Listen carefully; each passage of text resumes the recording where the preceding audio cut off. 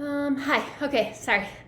I'm going to be reading pages 526 to 528, and Harry has just been ordered by Snape to go get the book from the Half-Blood Prince that taught him that spell that he put, or that curse that he put on Malfoy, and Harry's freaking out because he doesn't want to give it to Snape, so he's trying to find a place to put it, okay? Top of page 526.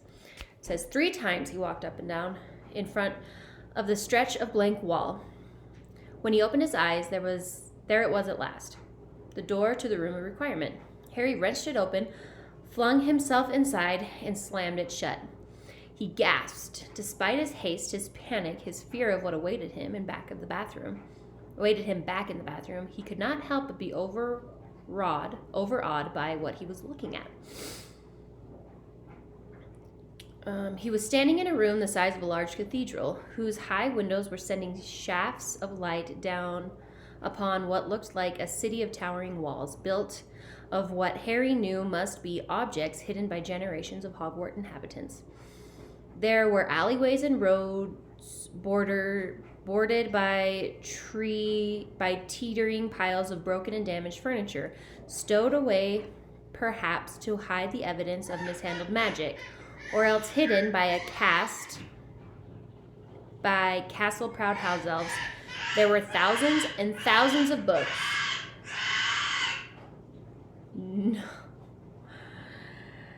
No doubt banned or graffitied or stolen. There were winged catapults and fanged frisbees, some still with enough life in them to hover half-heartedly over the mountains of other forbidden items. There were chipped bottles and congealed potions, hats, jewels, cloaks. There were what looked like dragon eggshells, corked bottles whose contents still shimmered evilly, several rusting swords, and a heavy blood-stained axe.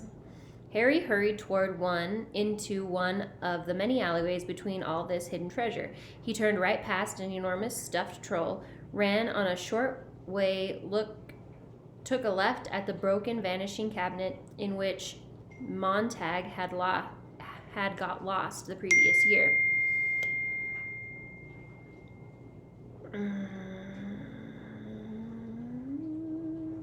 Finally, pausing beside a large cupboard that seemed to have had acid thrown on its blistered surface, he opened one of the cupboard's creaking doors. It had already been used as a hiding place for something in a cage that had long since died. Its skeleton had 5 legs. He stuffed the Half-Blood Prince's book beside the cage and slammed the door. He paused for a moment, his heart thumping horribly, gazing around at all the clutter. What would he be able to find a spot again amidst all this junk?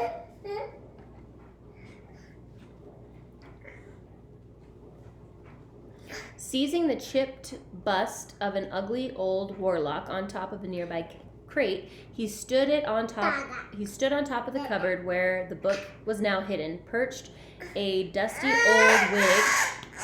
Hey, you can't be here if you're gonna do that. Wig and a tarnished tiara on the statue's head to make it more distinctive. Quit it. I'm sorry. This has not been a good day.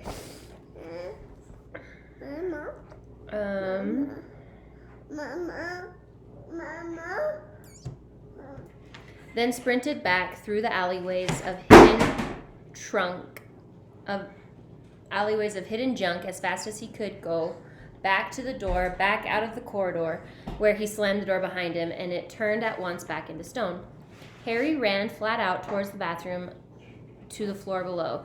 Cramming Ron's copy of Advanced Potion Making into his bag, he did so. A minute later, he was back in front of Snape, who held out his hand wordlessly for Harry's school bag. Harry handed it over, panting, a searing pain in his chest, and waited.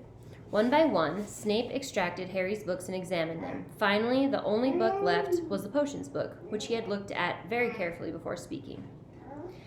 "This is your copy of Advanced Potion Making, is it, Potter?" "Yes," said Harry, still breathing hard.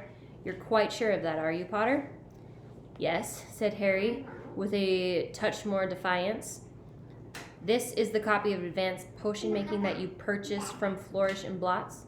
Yes, said Harry firmly. Then why, asked Snape, does it have the name Runel Wizlab written inside the cover? Harry's heart missed a beat. Missed a beat. That's my nickname, he said. Your nickname, said Snape. Yeah, that's what my friends call me, said Harry. I understand what a nickname is, said Snape. The cold black eyes were boring once more into Harry's. He tried not to look into them. Close your mind, close your mind. But he had never learned how to do it properly. So do you know what I think, Potter? Said Snape very quietly. I think that you are a liar and a cheat, and that you deserve detention with me every Saturday until the end of the term. What do you think, Potter? I don't agree, sir, said Harry, still refusing to look into Snape's eyes. Well, we shall see how you feel after your detention, said Snape. 10 o'clock Saturday morning, Potter, my office. But, sir, said Harry, looking up desperately. Quidditch, the last match of the... 10 o'clock, whispered Snape, with a smile that showed his yellow teeth. Poor Gryffindor. Fourth place this year, I fear. And he left the bathroom without another word, leaving Harry to stare into a cracked mirror, feeling sicker, he was sure, than Ron had ever felt in his life. I won't say I told you so, said Hermione an hour later in the common room. Leave it alone, Hermione, said Ron angrily. Harry had never made it to dinner. He had no appetite at all. He had just finished telling Ron, Hermione, and Ginny what had happened. Not that there seemed to have been much need. The news had traveled very fast. Apparently, Moaning Myrtle had taken it upon herself to pop up in every bathroom in the castle to tell the story. Malfoy had already been visited in the hospital by Pansy Parkinson, who had lost no time in vilifying Harry so far and wide that Snape had told the staff precisely what had happened. Okay, I'm going to stop right there. I'm sorry that was crazy.